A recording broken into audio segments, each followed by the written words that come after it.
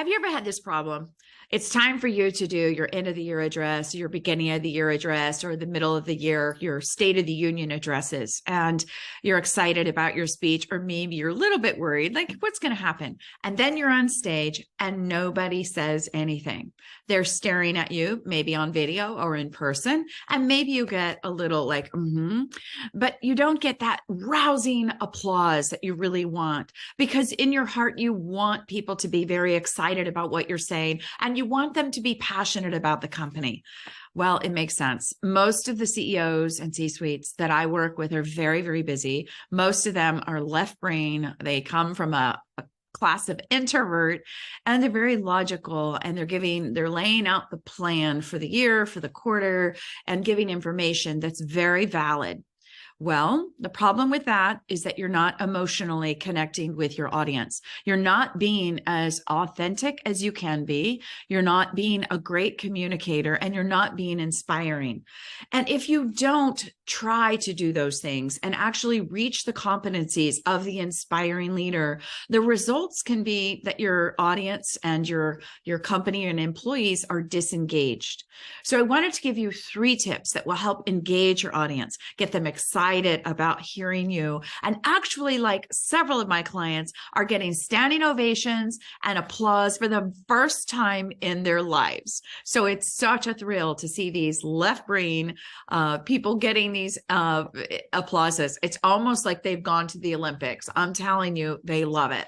So I'm going to give you 3 tips that will help you become a phenomenal, inspiring leader on stage. First, number 1, you've got to tell your people, your employees, that you're proud.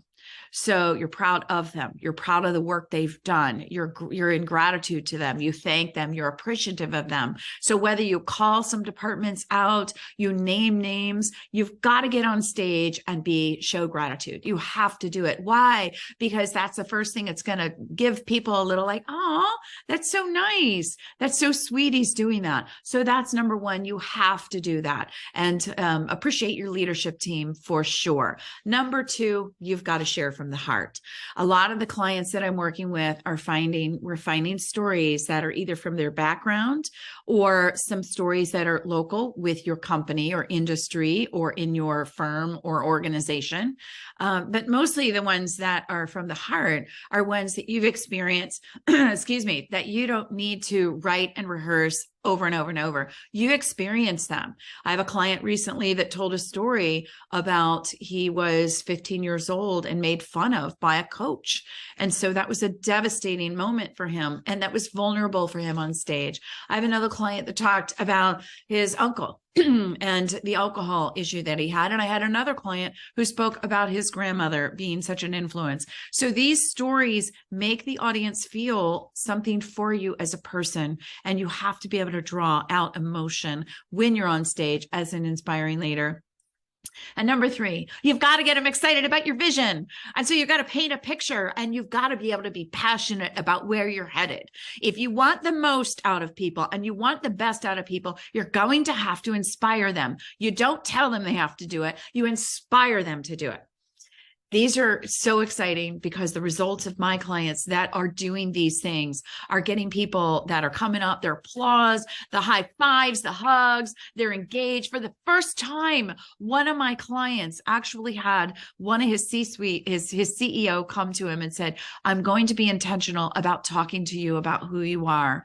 And it was like the lights went off, and it really mattered. His speech mattered. Even the CEO of the industry actually heard what he said, and it was a life-changing moment.